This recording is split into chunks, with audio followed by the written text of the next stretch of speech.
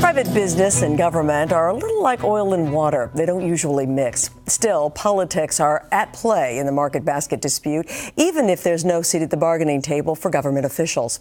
A long list of politicians on the federal, state, and local level have all come out in support of the protesting workforce. Among them, Congresswoman Nikki Tsongas, and she'll join us a little later in the show. Earlier today, Market Basket's new CEOs gave employees an ultimatum: report to work by Friday or lose your job. That likely prompted a new round of phone calls to a special hotline set up by Attorney General Martha Coakley, who told us last night that her office had already received more than 1,000 calls from Market Basket employees. But setting up a hotline is the extent of Coakley's involvement in this matter up until now. Governor Deval Patrick was initially reluctant to wade into the supermarket dispute at all, but last week he sent a letter to the Market Basket board offering his assistance in reaching a resolution. Other elected officials have been more vocal. Here to discuss the role politicians are playing in this uprising are Mayor Joseph Curtatone of Somerville, who once actually worked at a Market Basket in his town, and Jay Ash, he's city manager of Chelsea, who is also which is also home to a Market Basket. It's great to have both of you here. And Mayor, I want to start with you. I want you to tell me, what did you do at Market Basket? I actually started working there first in 1982. I was a bagger. And then I eventually was elevated to the dairy department, then I made it to the popular deli department. And it was right there in Somerville? It was right there in Somerville. It was a great experience. And for many kids growing up there, it was one of two major places you worked. You either worked at Somerville Lumber, I worked at Market Basket, and I enjoyed every moment of it. And Jay, you can certainly say that in Chelsea, Market Basket has been a staple for a long time, a very important fixture there. It has. It has been a staple for 30 years, but most recently it has become even more significant to Chelsea.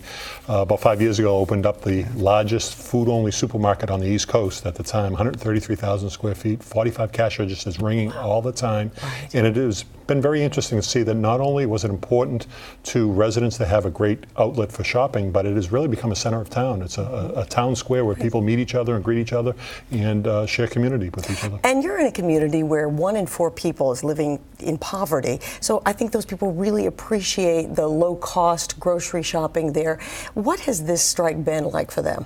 Well, you know, for individuals and families, they're spending more on groceries or they're foregoing some meals. I've heard anecdotally of stories of people who have 4 or 5 kids that are feeding them cereal for dinner because they can't afford to pay what it costs at other supermarkets.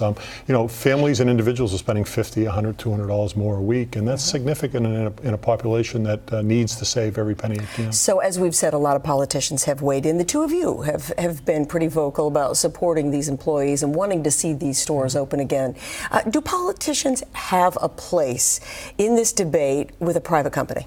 Yes, we do. And I wrote extensively about this in social media. Although I do characterize it as an internal dispute, what I argued, and I think most people would agree, is that Market Basket, the company, stands to lose a lot more than profits.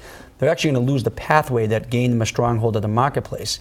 My personal experience is, you know, how they treated their workers. Not just what they paid, the benefits, but the stakeholder they took in people's lives. I had friends who almost made the wrong choices in life, and Market Basket managers and the family would take a personal interest in their lives. I remember the way they treat their customers. I remember my grandmother turning 99, having a birthday party at the cash register across all the registers in Market Basket. But if you see these workers, you have to be inspired by the principles they stand for because of that connection to the employees, their customers that are loyal, that aren't going to Market Basket until this result because of their customer service. And you touched upon it. The access to affordable, wholesome food in any community, whether it's Chelsea, Somerville, is critical. So as mayors, as city managers, these companies play an important role in the quality of life in our communities, in our economy. There's a role we have to stand up and say something. And Jay, how do you feel about it? Should politicians be involved in a private business and their decision making? I think so. I mean, there's an ecosystem at play here. You have community, you have suppliers, you have vendors that are feeling the impacts, you have neighboring businesses that are feeling the impacts. We as community leaders have to worry about all segments of the community. And when a force like Market Basket develops for the good in the community, if something happens and it stalls, we have a responsibility to step in and try to affect it. And do you worry that this may set a precedent where you'd have politicians getting involved in private company decision making in the future?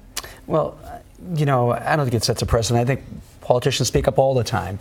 When I spoke up here, I wanted it to mean something. I haven't even signed a letter yet, but I wanted to write something about it because I had a personal experience, a positive experience with the Market Basket Company. My community has had more than 30 years of positive experience with Market Basket as a community partner. But, you know, government just doesn't have a role to play. There's a critical role to play. And if we see some inequity, something that impacts the quality of life of our communities or the people that work there, yeah, we have an important role to play to speak up. So, Jay, let me ask you, what is that role? What can politicians do to make a difference in this debate? Well, I think the first thing we have to do is speak up on our experience. And in my case, and I think it's the same way with the mayor, our experience with our Arthur T. and the Market Basket has been hugely positive. Arthur T. took a small, nice little supermarket chain and turned it into a national powerhouse. And in the process, he didn't forget about his employees, he didn't forget about his customers, and frankly, he didn't forget about the community. Arthur T. has been a significant driving force in the development of Chelsea in ways that go beyond the Market Basket. So we have a responsibility to speak up and let the public know and let those decision makers know, including board members who may not be aware of this, that the impact that Arthur T. and Market Basket has had is dramatic. After that, we deal with conflict resolution all the time, and that's part and parcel of our jobs. And so we believe that we have a responsibility to share that with those people who are having difficulties coming to some resolution, and that's what we're trying to do. All right. Well, Mayor Curtatone and Jay Ash, thank you both for being with us. We very much appreciate you being here.